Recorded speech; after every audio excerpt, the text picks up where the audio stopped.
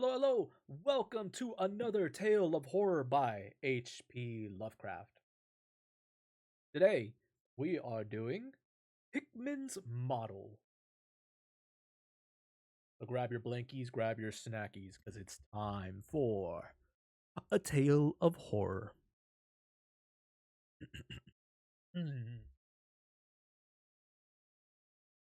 Pickman's Model by H.P. Lovecraft. You needn't think I'm crazy, Elliot. Plenty of others have queerer prejudices than this. Why don't you laugh at Oliver's grandfather, who won't ride in a motor? If I don't like that damn subway, it's my own business. And we got here more quickly anyhow in the taxi.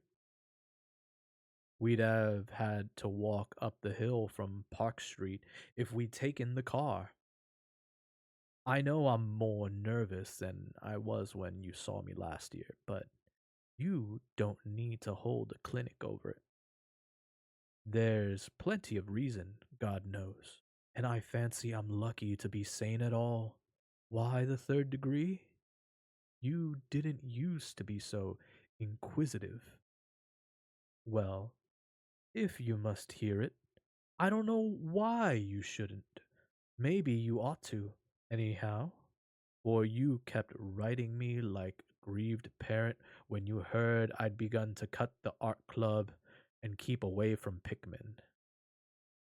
Now that he's disappeared, I go around to the club once in a while, but my nerves aren't what they were.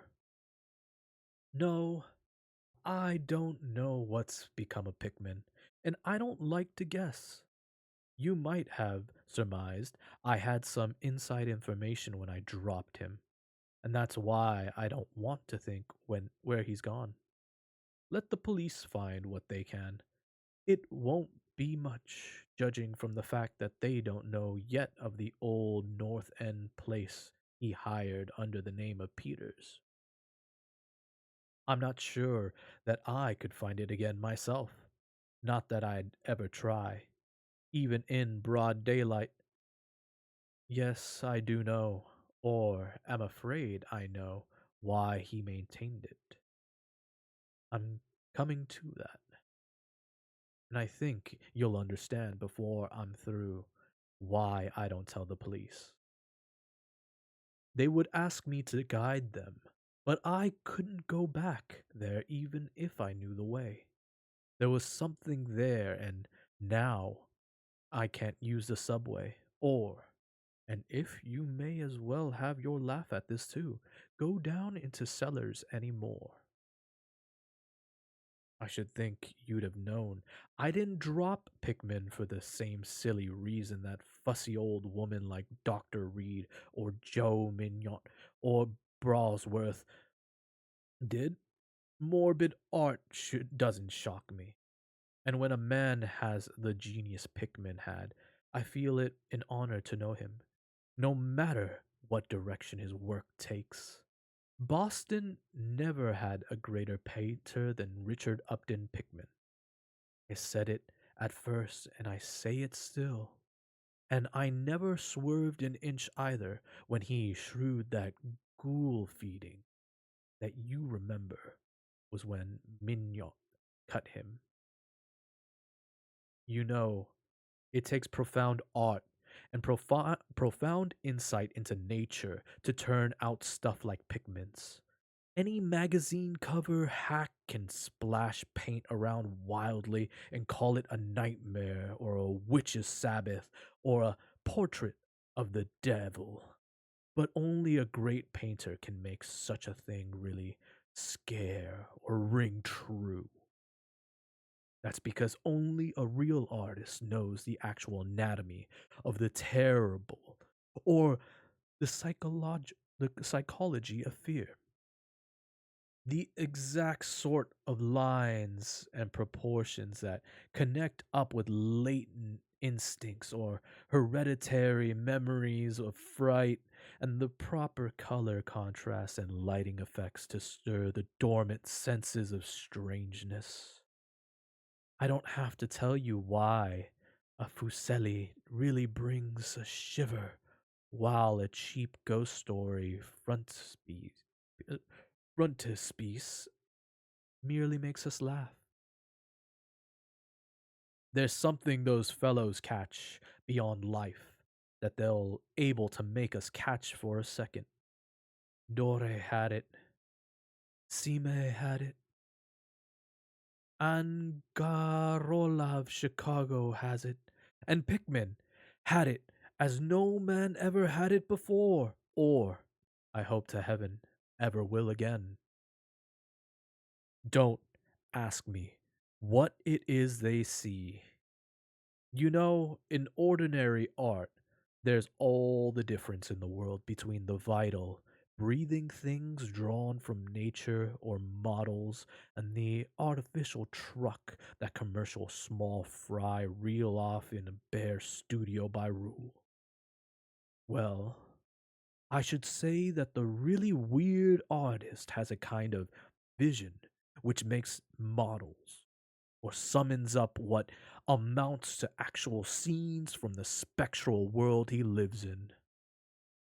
Anyhow, he manages to turn out results that differ from the pretender's mince pie dreams in just about the same way that the life painter's results differ from the concoctions of a correspondence school cartoonist.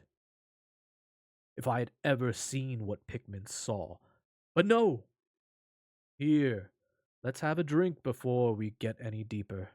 Gad, I wouldn't be alive if I had ever seen what that man, if he was a man, saw.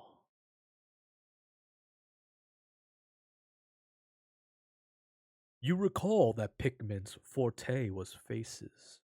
I don't believe anybody since Goya could put so much of a sheer hell into a set of features or a twist of expression.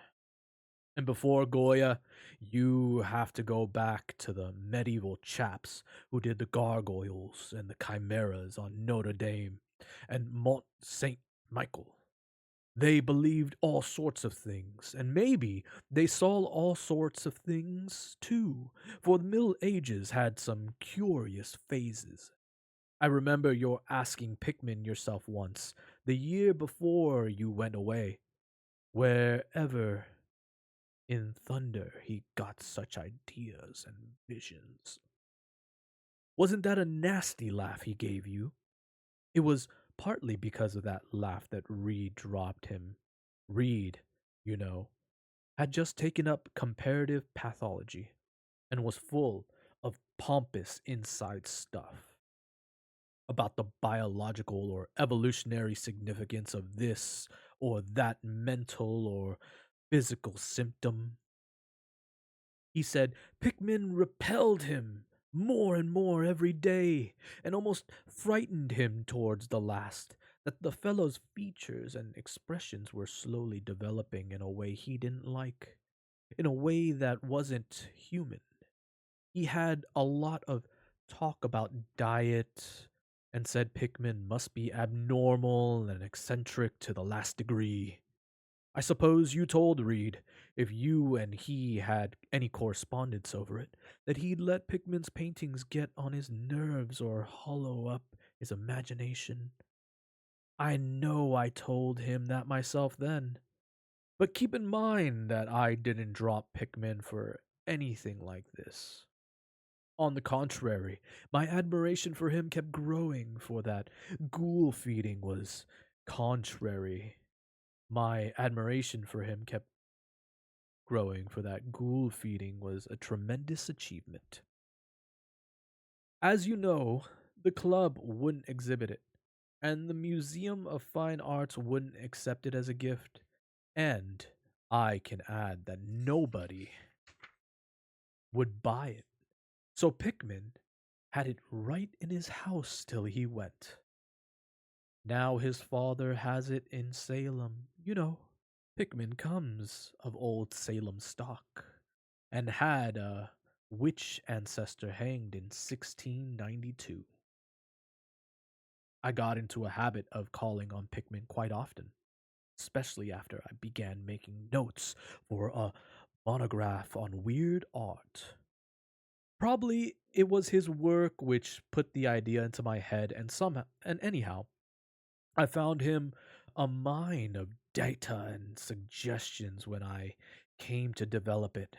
He shewed me all the paintings and drawings he had about, including some pen and ink sketches that would, I verily believe, have got him kicked out of the club if many of the members had seen them.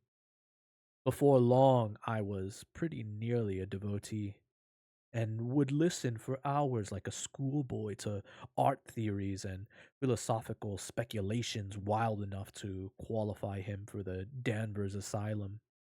My heroship, coupled with the fact that people generally were commencing to have less and less to do with him, made him get very confidential with me. And one evening, he hinted that if I were fairly close mouthed and none too squeamish, he might shew me something rather unusual, something a bit stronger than anything he had in the house. You know, he said, there are things that wouldn't do for Newberry Street, things that are out of place here, and that can't be conceived here, anyhow. It's my business to catch the overtones of the soul, and you won't find those in a parvenu set of artificial streets on made land. Back Bay isn't Boston. It isn't anything yet, because it's had no time to pick up memories or attract local spirits. If there are any ghosts here, they're the tame ghosts of a salt marsh or a shallow cove. And I want ghosts. I want human ghosts. The ghosts of beings highly organized enough to have looked on hell and known the meaning of what they saw. The place for an artist to live is the North End. If an aesthete were sincere, he'd put up with the slums for the sake of the mass traditions. God, man, don't you realize what places like that weren't merely made, but actually grew? Generations after generations lived and felt and died there. And in days when people weren't afraid to live and feel and die. Don't you know there was a mill on Copp's Hill in 1632? And that half the present street were laid out by 1650? I can shew you houses that have stood 2 centuries and a half and more. Houses that have witnessed what would make a modern house crumble into powder. What do moderns know of life and the forces behind it? You call the Salem witchcraft a delusion? But I'll wager my 4 times great grandmother could have told you things. They hanged her on Gallows Hill with Cotton Mathers looking sanctimoniously on. Mathers, damn him, was afraid somebody might succeed in kicking free of this accursed cage of monotony. I wish someone had laid a spell on him or sucked his blood in the night. I can show you a house he lived in, and I can show you another one he was afraid to enter in spite of all his fine, bold talk. He knew things he didn't dare put into that stupid Magnalia or that puerile wonders of the invisible world. Look here. Do you know the whole North End once had a set of tunnels that kept certain people in touch with each other's houses, and the burying ground and the sea?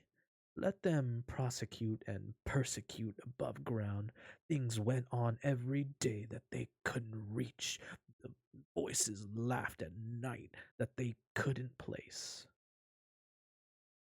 Why, man, out of 10 surviving houses built before 1700 and not moved since. I'll wager then 8 I can show you something queer in the cellar.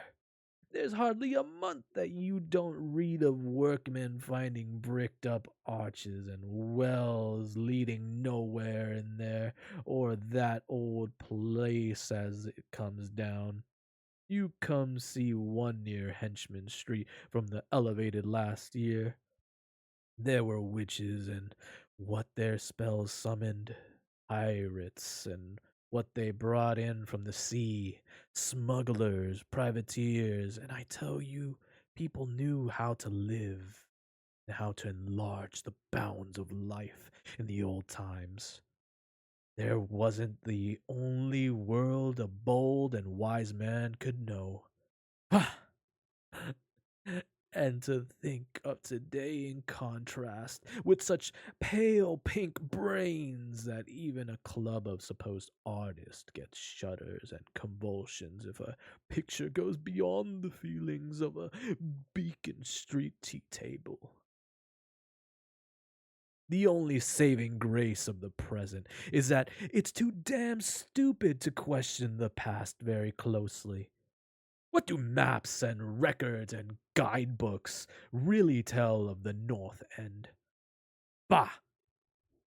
At a guess, I'll guarantee to lead you to 30 or 40 alleys and networks of alley north of Prince Street that weren't suspected by 10 living beings outside of the foreigners that swarm them. And what do these daygoers know of their meaning? No. Thumber. These ancient places are dreaming gorgeously and overflowing with wonder and terror and escape from the commonplace. And yet there's not a living soul to understand or profit by them. Or rather, there's only one living soul, for I haven't been digging around in the past for nothing. See here, you're interested in this sort of thing. What if I told you that I've got another studio up there where I can catch the night spirit of antique horror and paint things that I couldn't even think of in Newbury Street? Naturally, I don't tell those cursed old maids at the club with Reed, damn him, whispering even as it is that I'm a sort of monster bound down on toboggan or reverse evolution. Yes, Thumber, I decided long ago that one must paint terror as well as beauty from life. So I did some exploring in places where I had reason to know terror lives. I've got a place that I don't believe 3 living Nordic men besides myself have ever seen. It isn't so very far from the elevated as distance goes, but it's centuries away as the souls goes. I took it because of the queer old brick well in the cellar. One of the sort I told you about. The shack's almost tumbling down so that nobody else would live there, and I'd hate to tell you how little I pay for it. The windows are boarded up, but I like that all the better, since I don't want daylight for what I do. I paint in a cellar, in the cellar, where the inspiration is thickest. But I've other rooms furnished on the ground floor. A Sicilian owns it, and I've hired it under the name of Peters. Now, if you're game, I'll take you there tonight. I think you'd enjoy the pictures, for, as I said, I've let myself go a bit there. It's no vast tour. I sometimes do it on foot, for I don't want to attract attention with a taxi in such a place. We could take the shuttle at the South Station for Battery Street, and after that, the walk isn't much.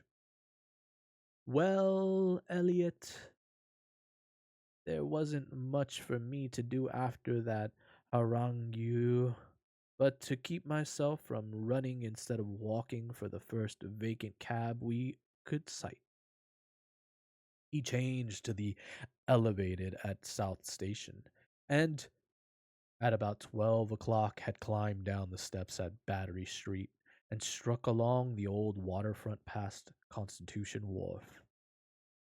I didn't keep track of the cross streets, and I can't tell you yet which it was we turned up, and I know it wasn't Greenall Lane.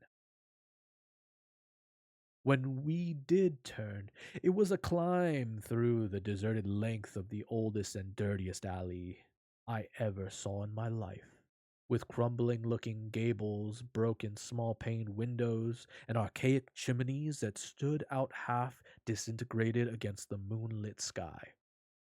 I don't believe there were 3 houses in sight that hadn't been standing in Cotton Mather's time. Certainly, I glimpsed at least 2 with an overhang, and once I thought I saw a peaked roof line of the almost forgotten pre-gambrel type. Through antiquarians tell us there are none left in Boston. From that alley, which had a dim light, he turned to the left into an equally silent and still narrower alley, with no light at all, and in a minute made what I think was an obtuse angle bent towards the right in the dark. Not long after this, Pickman produced a flashlight and revealed an antediluvian 10-paneled door that looked damnably worm-eaten. Unlocking it, he ushered me into a barren hallway with what was once splendid dark oak paneling. Simple, of course, but thrillingly suggestive of the times of Andros and Phipps and a witchcraft. Then he took me through a door on the left, lighted an oil lamp, and told me to make myself at home. Now, Elliot, I'm what the man in the street would call a fairly hard boiled,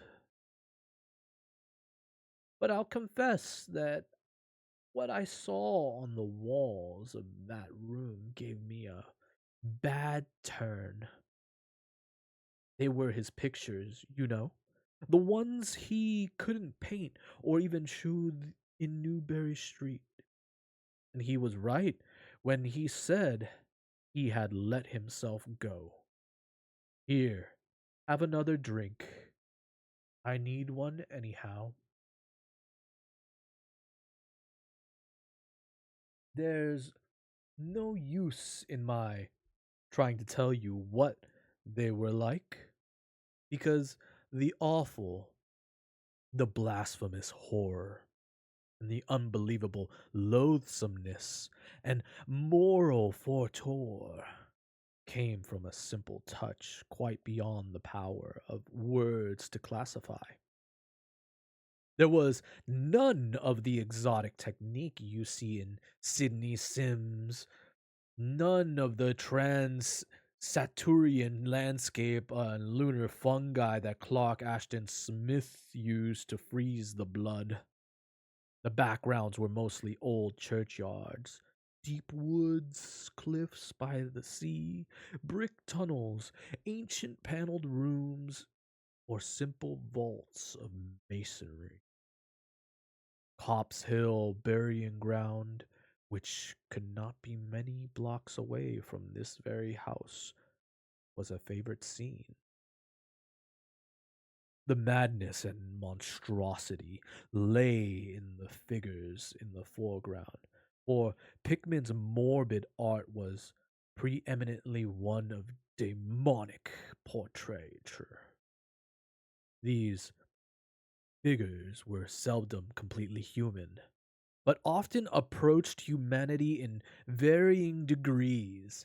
Most of the bodies were roughly bipedal, but had a forward slumping and vaguely canine cast. The textures of the majority was a kind of unpleasant rubberiness. Ugh, I can see them now. Their occupations, well, don't ask me to be too precise. They were usually feeding. I won't say on what. They were sometimes shown in groups in cemeteries or underground passages, and often appeared to be in battle over their prey, or rather, their treasure trove. And what damnable expressiveness Pickman sometimes gave the sightless faces of this charnel booty. Occasionally, the things were shown leaping through open windows at night or squatting on the chest of sleepers, worrying at their throats. One canvas showed a ring of them baying about a hanged witch on Gallows Hill, whose dead face held a close kinship to theirs. But don't get the idea that it was all this hideous business of theme and setting which struck me faint. I'm not a 3 year old kid, and I'd seen much like this before. It was the faces, Elliot, those accursed faces, that leered and slavered out of the canvas with the very breath of life. My God, man, I verily believed they were alive. That nauseous wizard had waked the fires of hell in pigment, and his brush had been a nightmare spawning wand. Give me that decanter, Elliot. There was one thing called the lesson. Heaven pity me that I ever saw it. Listen.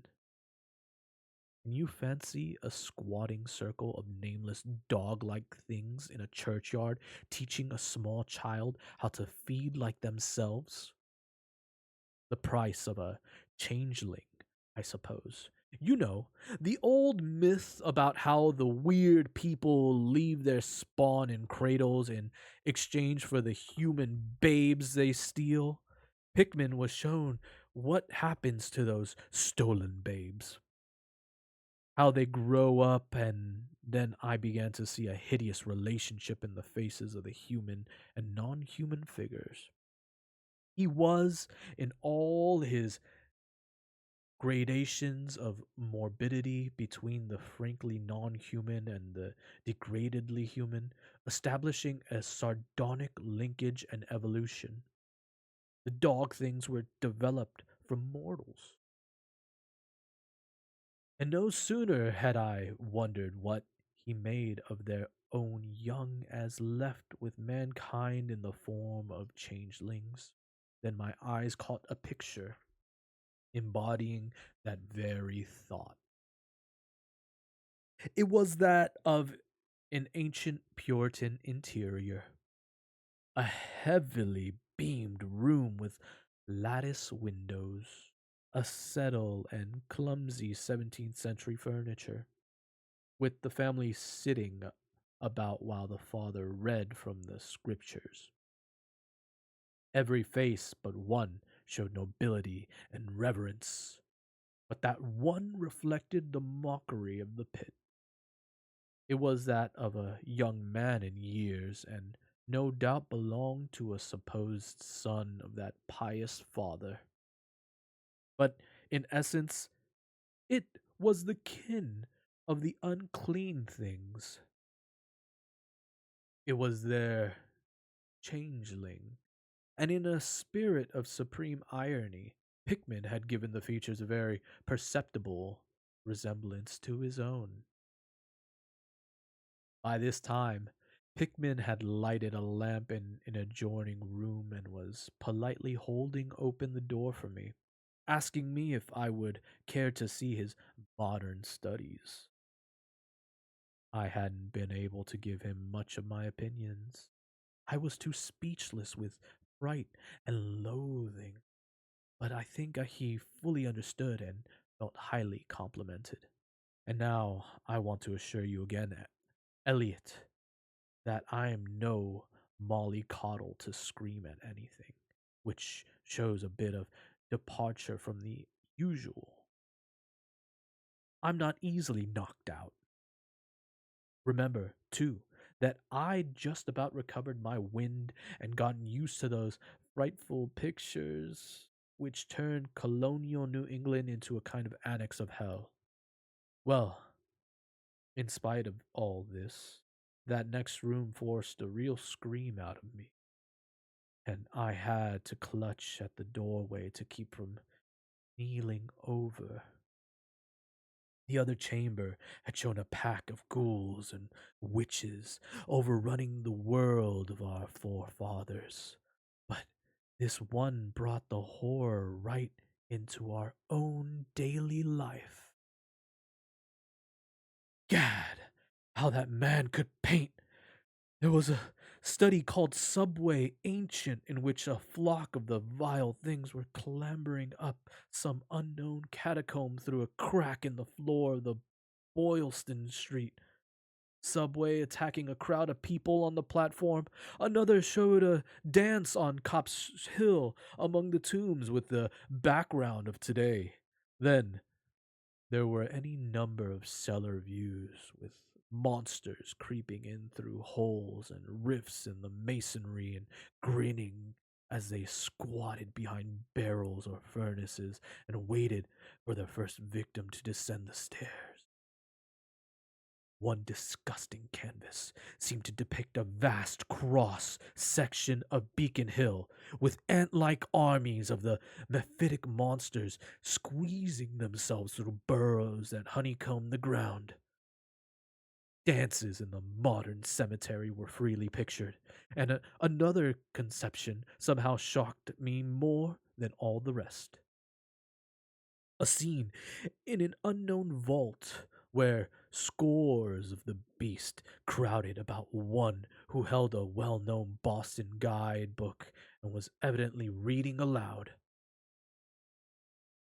All were pointing to a certain passage, and every face seemed so distorted with epileptic and reverberant laughter, and I almost thought I heard the fiendish echoes.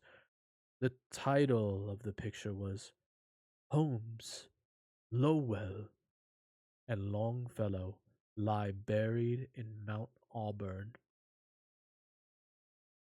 As I gradually steadied myself and got readjusted to this second room of deviltry and morbidity, I began to analyze some of the points in my sickening loathing. In the first place, I saw to myself these things repelled because of the utter inhumanity and callous cruelty that showed in Pickman. The fellow must be a relentless enemy of all mankind to take such glee in the torture of brain and flesh and the degradation of the mortal tenement.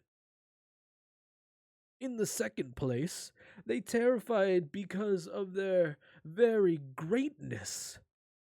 Their art was the art that convinced. When we saw the pictures, we saw the demons themselves and were afraid of them. And the queer part was that Pickman got none of his power from the use of selectiveness or bizarrerie. Nothing was blurred, distorted, or conventionalized. Outlines were sharp and lifelike, and details were almost painfully defined. And the faces. It was not any mere artist's interpretation that we saw. It was pandemonium itself, crystal clear in stark objectivity. That was it, by heaven. The man was not a fantasite, a romantist at all. He did not even try to give us the churning, prismatic ephemera of dreams, but coldly the sardonically reflected some stable, mechanistic, and well established horror world which he saw fully, brilliantly, squarely, and unfalteringly. God knows what that world could have been, or where he ever glimpsed the blasphemous shapes that looped and trotted and crawled through it. But whatever the baffling source of his images, one thing was plain. Pickman was in every sense, in conception and in execution, a thorough, painstaking, and almost scientific realist. My host was now leading the way down cellar to his actual studio. I braced myself for some hellish effects amongst the unfurnished canvases.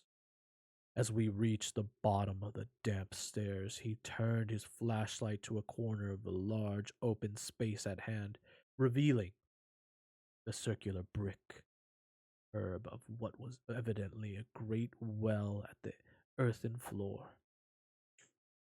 We walked nearer, and I saw that it must have been 5 feet across, with walls a good foot thick and some 6 inches above the ground level. Solid work of the 17th century, or I was much mistaken. That Pickman said was the kind of thing he had been talking about. An aperture of the network of tunnels that used to undermine the hill. I noticed idly that it did not seem to be bricked up, and that a heavy disk of wood formed the apparent cover.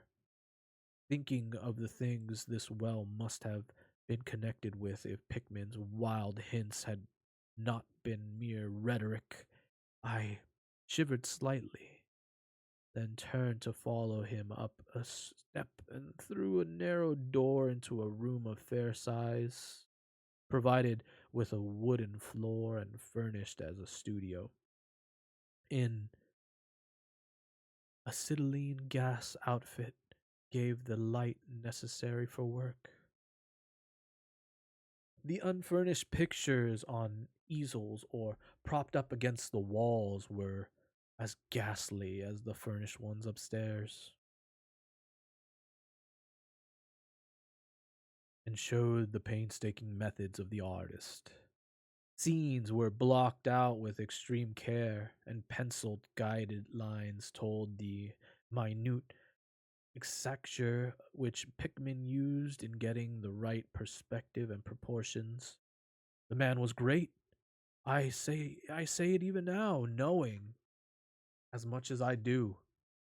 A large camera on a table excited my notice, and Pickman told me that he used it in taking scenes for backgrounds, and that he might paint them from photographs in the studio instead of carting his outfit around the town for this or that view.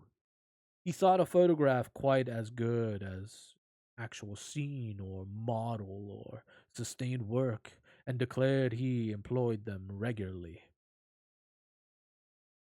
There was something very disturbing about the nauseous sketching as and half finished monstrosities that leered around from every side of the room. And when Pickman suddenly unveiled a huge canvas on the side away from the light, I could not, for the life, keep back a loud scream. The second I had emitted that night.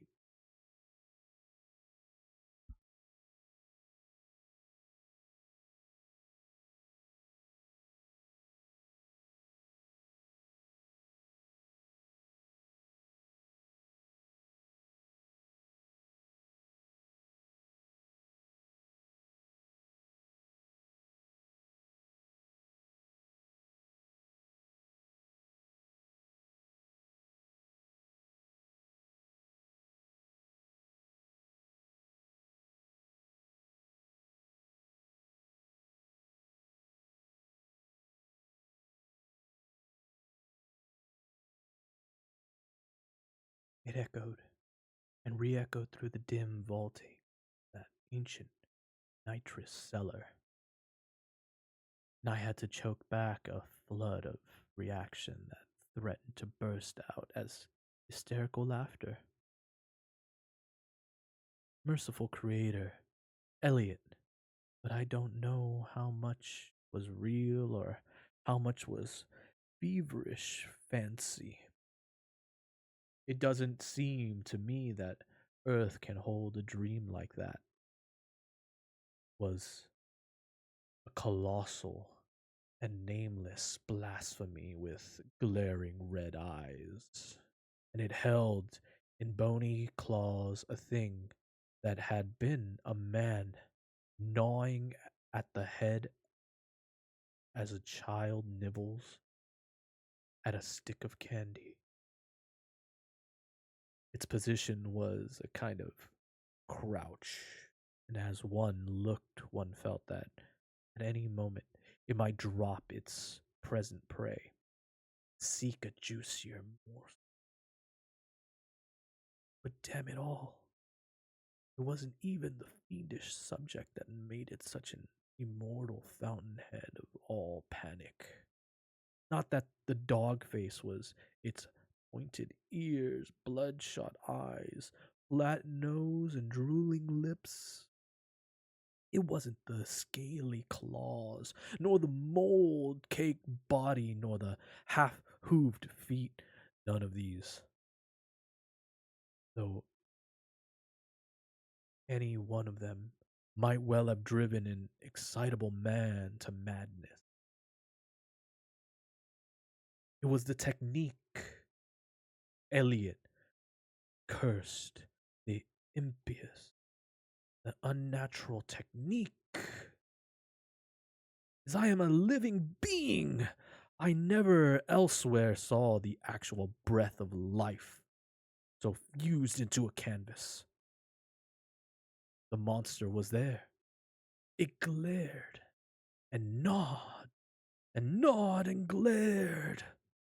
And I knew that only a suspension of nature's laws could ever let a man paint a thing that like that without a model, without some glimpse of the nether world which no mortal unsold to the fiend has ever had. Pinned with a thumbtack to a vacant part of the canvas was a piece of paper, now badly curled. Probably, I thought, a photograph from which Pickman meant to paint a background as hideous as the nightmare it was to enhance. I reached out to uncurl and look at it, when suddenly I saw Pickman start as if shot. He had been listening with peculiar intensity ever since my shock scream had waked unaccustomed echoes in the dark cellar, and now he seemed struck with a fright which, though not comparable to my own, had in it more of the physical than of the spiritual.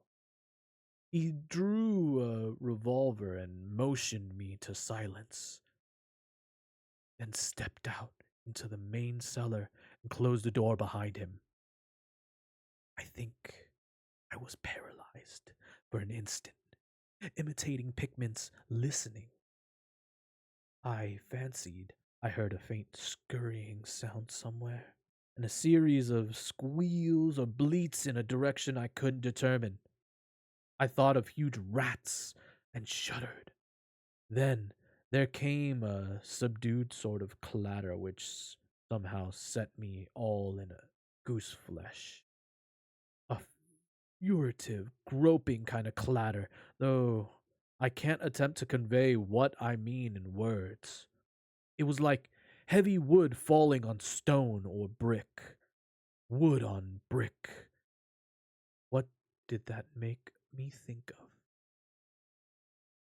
It came back again, and louder. There was a vibration as if the wood had fallen farther than it had fallen before. After that followed a sharp grating noise, a shouted gibberish from Pickman, and the deafening discharge of all 6 chambers of a revolver, fired spectacularly as a lion tamer might fire in the air for effect. A muffled squeal or squawk, and a thud. Then more wood and brick grating, a pause, and the opening of the door, at which I'll confess I started violently. Pickman reappeared with his smoking weapon, cursing the bloated rats that infested the ancient well. The deuce knows what they eat, Thumber. He grinned. For those archaic tunnels touched graveyard with witch den and sea coast. But whatever it is, they must have run short, for they were devilish anxious to get out. Your yelling stirred them up, I fancy. Better be cautious in these old places. Our rodent friends are the one drawback.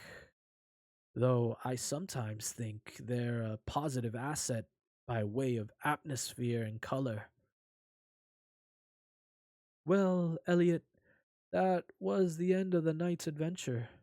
Pickman had promised to show me the place, and heaven knows he had done it. He led me out of that tangle of alleys in another direction.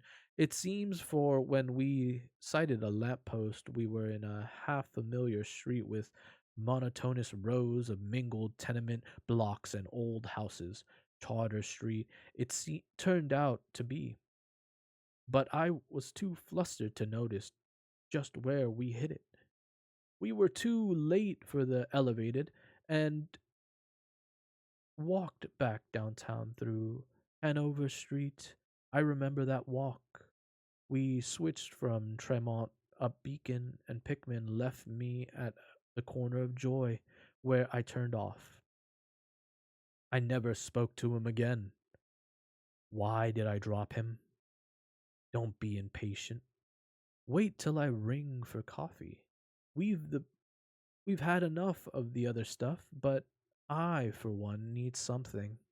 No, it wasn't the paintings I saw in that place, though I'll swear they were enough to get him ostracized in 9/10 of the homes and clubs of Boston. And I guess you won't wonder now why I have to steer clear of subways and cellars. It was something I found in my coat the next morning. I know. The curled up paper tacked to that frightful canvas in the cellar. The thing I thought was a photograph of some scene he meant to use as a background for that monster. The last scare had come while I was reaching to uncurl it, and it seems I had vacantly crumpled it into my pocket. But there were. Here's the coffee. Take it black, Elliot, if you're wise. Cheers. Yes, that paper was the reason I dropped Pickman. Richard Upton Pickman, the greatest artist I have ever known, and the foulest being that ever leaped the bounds of life into the pits of myth and madness. Eliot, old Reed was right. He wasn't strictly human. Either he was born in strange shadow, or he'd found a way to unlock the forbidden gate. It's all the same now, for he's gone back into the fabulous darkness he loved to haunt. Here, let's have the chandelier going. Don't ask me to explain, or even conjecture about what I burned. Don't ask me either. What lay behind that mole like scrambling Pickman was so keen to pass off as rats? There are secrets, you know, which might have come down from old times. And Cotton Mathers tells even stranger things. You know how damned lifelike Pickman's paintings were? How we all wondered where he got those faces.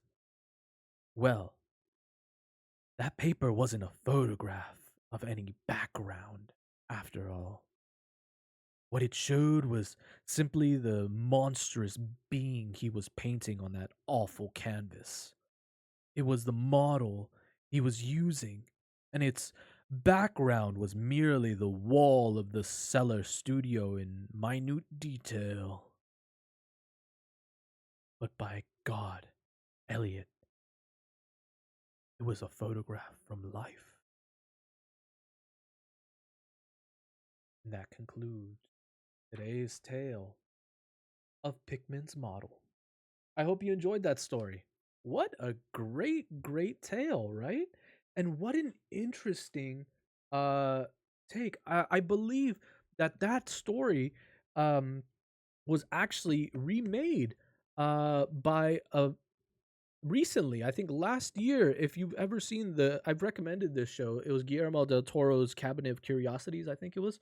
But I think there's an episode in there that's very similar to this, that revolves around a painter. It's very different, mind you.